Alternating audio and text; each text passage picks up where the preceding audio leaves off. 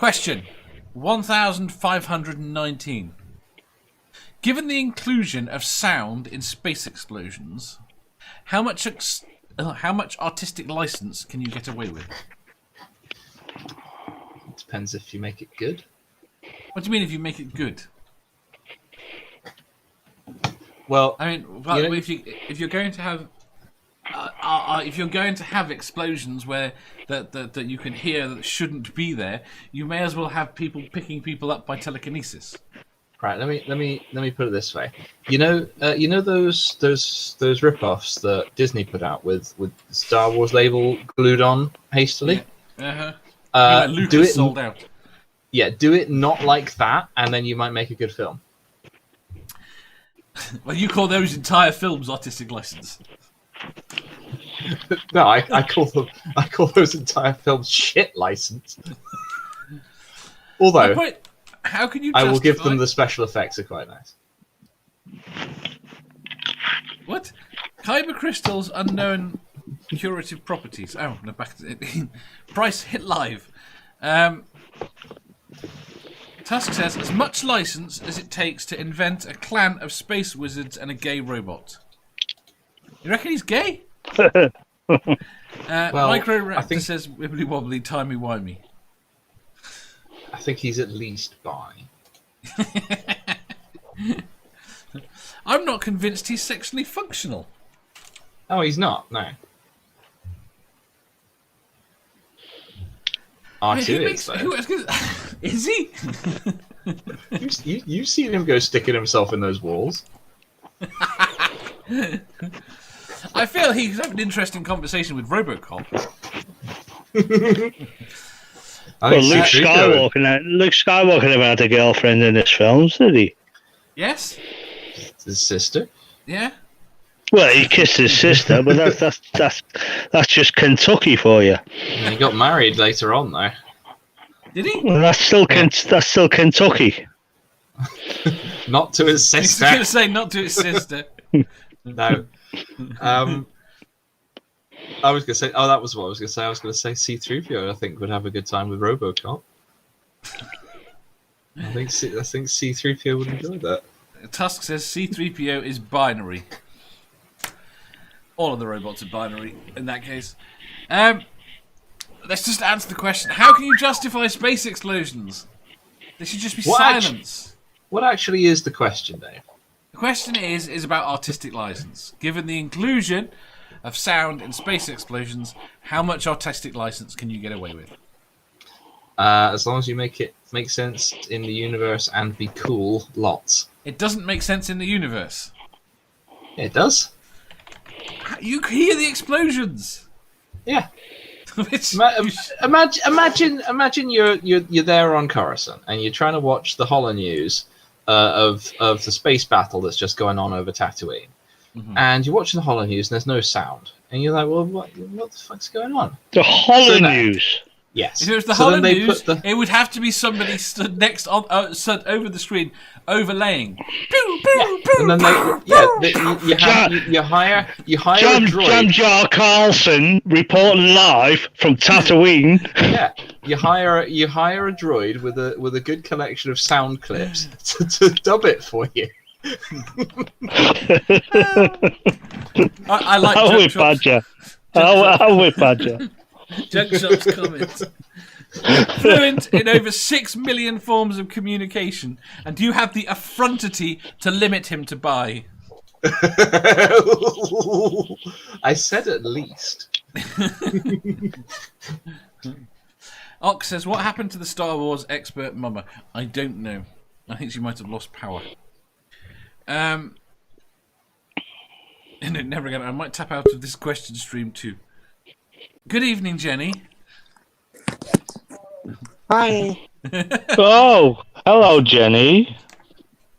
I thought it was time. You thought it was time. I told you it was early. I gave you the time in 3 time zones. I thought it was time to wake up and join you all. Oh, I'll be with you in a minute. I can talk Really? though. Oh, So- that's what I was going to do. I just point out though, even if you thought it's a regular time, you're still 20 minutes late. Yes. Oh, we're not on the air yet? Yes, we're very much on the air. We've We've been on the air yeah, for 50 minutes. now. I've just figured out what I was going to do. What were you going to do? Give me a minute. Hi, Jenny. Hi.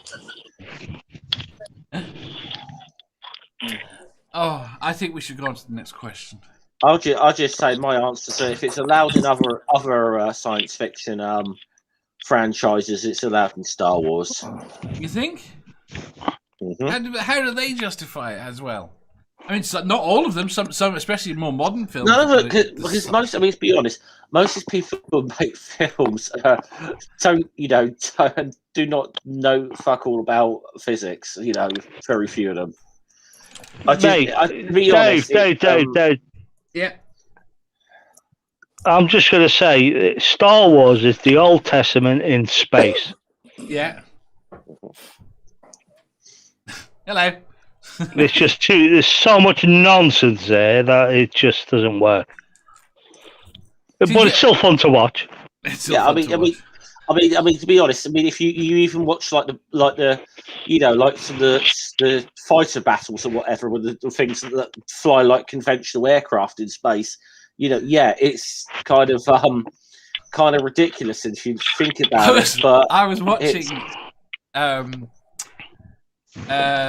documentary about one of the nuclear tests. And they've got this wonderful thing where you're watching this explosion, you hear it, right, and then the blast wave hits, and it's just like the person that was commenting the documentary goes, "That the blast wave was the sound. They've added the explosion sound to the explosion, because that's what people expect now." Yeah, because people expect explosions to have sound. Yeah. But you guys gotta understand if they were to use the actual physics of space flight and trying to have a battle in space, it would be the most god awful boring thing you'd ever want to watch. They have to pretend. That's what movies are all about. I mean, I think that the only one, I mean, even then they took massive liberties, but the only ones where I think that there was any effort to go be halfway right with the physics of it was Babylon 5, but even then they took fucking liberties. What happened to Battlestar Galactica, Jeff? I've never watched Battlestar Galactica. Yeah, Battlestar as well. I mean, I'm talking about the remake 20 years ago. About 20 years ago, the remake came out, and it was the spatial sounds were probably the most accurate that you could ever have in any series ever.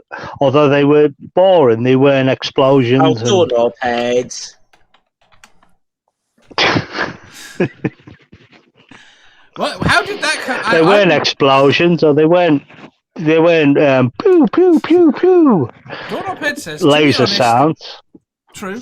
I never imagined Jenny as a bottom, or Godless as a top. Come to think of it, and now I am doing just that. How did you get there? You see the layout on the screen. Things happen. Oh, I see. Yeah, Because she was. yeah. That's what you get for being late. You're a bottom, Jenny, for being late. It's okay to be late. It's like being back in school. Oh, I've just been like Tusk's question 3. A parsnip is a unit of distance, not time. So how can the Millennium phone call have made the Kestrel one in less than 12 A parsnips? parsnip? Please excuse. I read what he wrote. Right. And if he took a shortcut, it wasn't the Kestrel run. It's because the Kestrel. Tusk, I'm just going to say this. All the silly questions you're asking, right? You do realise you're the guy who wanted a dragon. You do I know, think that's why he's asking. You do realise this. Yeah, you do realise this. The Kessel Run is it's a smuggling route through a volatile area of space, and he made it in less than 12 parsecs when the shortest charted route through it was 12 parsecs. So he did it in less than 12 parsecs by taking a shortcut. Very good. And the shortcut almost ended up with him getting fucking blowed up. If you round it down, of course. Oh, sorry, that's the newer stuff that you don't. Why did accept. Joke Shop say the Moore cluster? I'm not. What's the Moore I'm not cluster? Although the Moore cluster is a fucking load of black holes, Dave. That he can navigate through. Yes. But if he'd have taken the carrot or potato route rather than the parsnip, he'd have been a lot quicker, because they do cook a lot quicker than the parsnip. Very good. If you enjoyed that, please hit the thumbs up button. If you didn't, hit the thumbs down. If you think you've got a better answer or just want to tell us how wrong we are, leave a comment down below. Subscribe down here for new questions every day, and make sure you hit the bell so you don't miss out on our live shows. If you click over here, you'll see our latest upload. Over here, for what YouTube thinks you'll love the most. And finally, for a complete playlist of all our currently released questions, click here.